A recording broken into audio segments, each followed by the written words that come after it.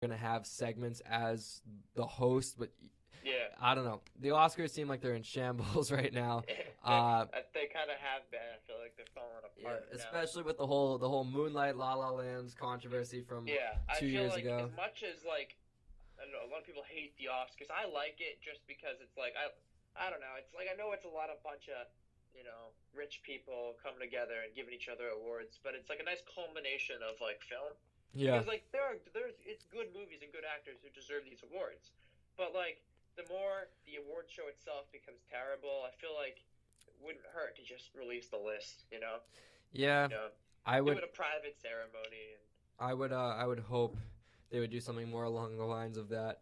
But it just looks like it'll be an interesting show. I'm not gonna lie, it makes it more must see for me. I'm obviously gonna yeah, watch the Oscars. I watch them every year, but this makes it much more interesting because knowing the Oscars when Chris Rock hosted and they had the whole controversy with the what was the hashtag? Oscars too white. Yeah, something like that. And they addressed it directly right at Chris Rock's monologue. So they're definitely going to address this controversy directly. So it'll make the Oscars a little bit more interesting. All right, we have two more news stories, and then we're going to wrap up our first show back. All right, so Chris McQuarrie is going to be back directing Mission Impossible 7 and 8. It is so hard to believe that Mission Impossible has become this monster of a franchise entering its eighth film. This comes from Variety.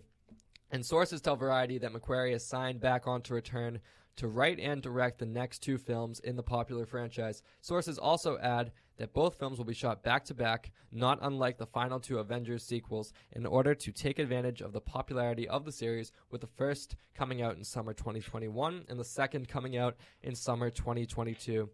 The release comes in 2021 to avoid conflict with Paramount and Cruise's next big venture, Top Gun Maverick.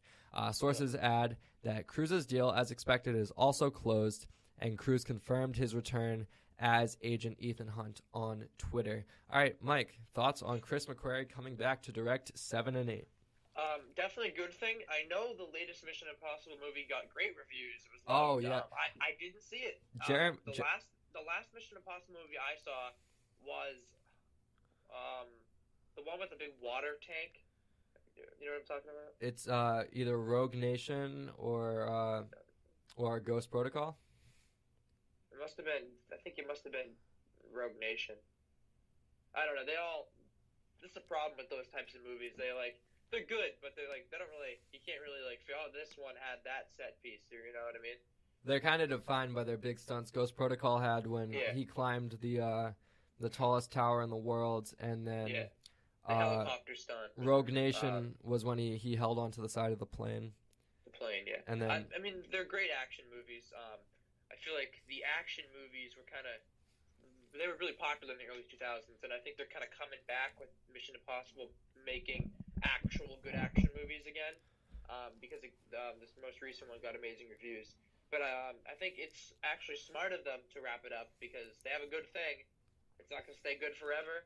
Wrap it up, make it good, and then you'll have a good franchise like that. Yeah, 8 movies, don't get me wrong, is still a pretty substantial amount, but they're not going to do what Fast and the Furious did, where they're planning to make movies up until 10, and then also have a spin-off with Dwayne Johnson's character, Luke Hobbs. Those are goofy movies. Yeah, and so you don't want to milk it till it's dry. You want to go out on a high note. And with Fallout, Jeremy Jahns, one of the people I respect most in the movie industry, awesome ranked it as number 1 for his 2018 movies, Mission Impossible Fallout. So see it, it must be amazing. And I need to see all the Mission Impossible movies. I think I've seen only the first one, and then that other one I saw, because they've been coming up for a very long time now, at least right the early 2000s. Yeah, and with Chris McQuarrie, rumor was he turned down multiple possible DC projects to direct this movie.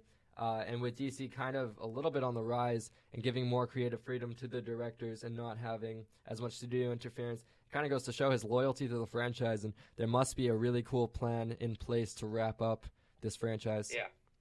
All right, with that being said, we're going to move towards our final news topic, and that regards the Uncharted movie. It's been in development hell for so long.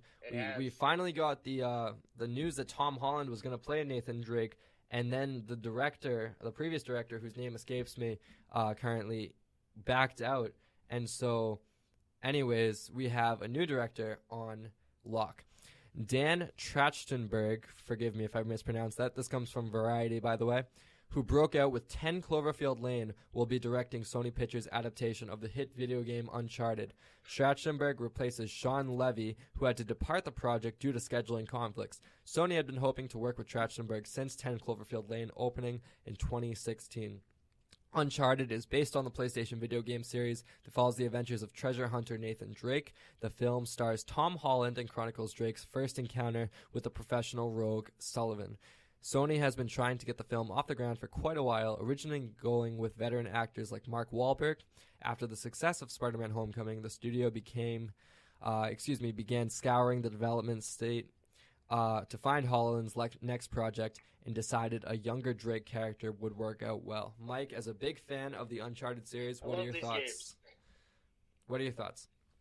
Very excited. I like how they're doing a young Nathan Drake because, like, I feel like if they retold one of the game's stories, it kind of would be fruitless because these games are already kind of like movies themselves. They're so cinematic, especially the most recent one. It's practically a movie. You know, you just kind of shoot a couple guys.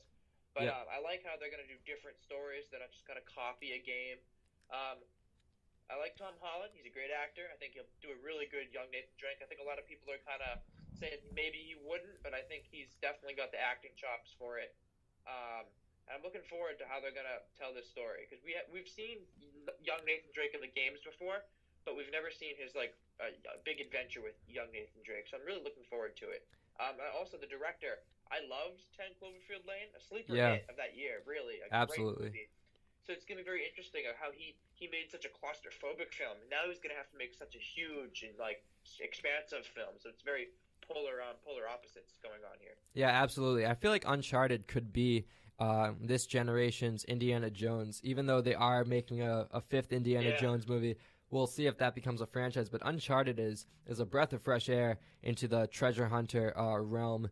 I've played a little bit of the latest game, and it's very action heavy, and just the whole adventure aspect is phenomenal gameplay. And I think even though video game movies don't have a great track record at the box office, has there been a good one yet? What was the last one? There was Assassin's Creed. There was what was the computer game that World of Warcraft? Bad. Some people liked it. Yeah, I don't know. But this one I feel like has one of the most. It's not very video gamey. It has one of the most adaptable stories that you can do, and you don't even have to do a story directly from the game. As I believe that's not what they're doing, right? No, they're doing their own thing, which is great. Because I said before, these games are already their own stories. The fans have already seen this story. They want something new. Yeah, utilize the lore and make it new, make it apparent to the movie world. Don't directly take it from the console. I'm excited. This is definitely a movie that will be on my radar. And Tom Holland, one of the rising stars in Hollywood. Obviously, we've only really seen him with Spider-Man, but he was also alongside Chris Hemsworth in The Heart of the Sea, the Moby Dick movie.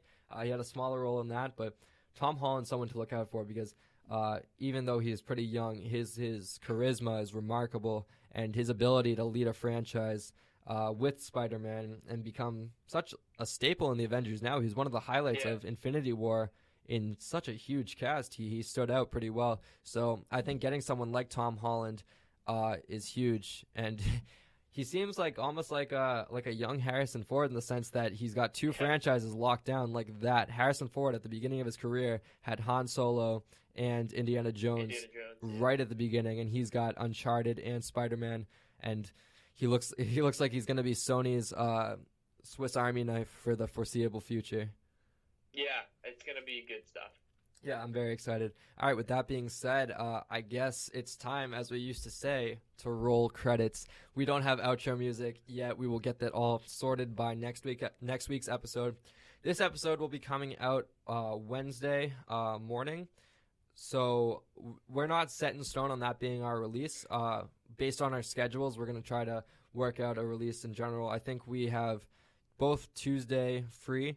So Wednesday we might actually just keep as the day. Isn't that the day we used back in? I think it was. Yeah, I feel like that works. And Wednesday's a good midweek where we can do box office recap and news.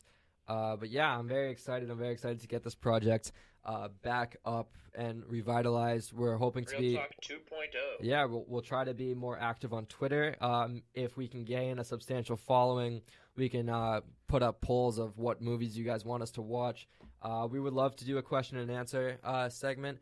And yeah, Real Talk, the Real Talk reboot is in full effect, and I am very excited. I literally messaged Mike a half hour before recording saying we should do this because of the space that's available to me now. And just like that, we were able to, get a show off the ground, an impromptu show. And even though this one has some kinks, there might be a little audio issues and there's no music yet. But if we can do that in about 30 minutes preparation time with a good week or a few days to prepare, I'm looking very forward to the future of the Real Talk podcast. Same here. It's going to be another fun adventure to get these podcasts back up. Absolutely. A lot of great movies coming out. Award season, like we said, in full effect. And we thank you guys so much for joining us. You can find me on Twitter and all social media at LiamCrowley714. You can find me everywhere at MikeGillis25. And make sure to subscribe to us on iTunes. Subscribe to us on Spreaker if you have an account. And YouTube, right? And we do have a YouTube channel. We put all the podcasts. There's no video. It's just the podcast audio like you would get on iTunes or Spreaker on YouTube. It's a bit annoying, though, because the YouTube channel has so few subscribers. We can only do it in 15-minute increments. So each podcast has a part 1, part 2, part 3, which is a little annoying. All of our shows are going to stay around the 45-minute mark. But yeah, also follow us on Twitter. That is at Real Talk Pod. Yeah. REEL. I'll try to start posting more stuff there, too. I think the last couple things I posted were like Thanos snaps. Yeah, and geez, we're definitely in the post-snap world, as we have been for a while. With that being said, we're going to have another show for you guys next week. We might even incorporate like shorts. We can discuss that. But I'm very excited for the future of the podcast. I'm very excited to get it back off the ground. And the Real Talk podcast is back as a weekly thing. Yes, it is. All right, thank you guys so much for joining us. We can't wait to hear back from you guys next week. Make sure to follow us on Twitter, subscribe, all that stuff I already detailed. I've been rambling for a bit. With that being said, it's been real. We will see you guys next week.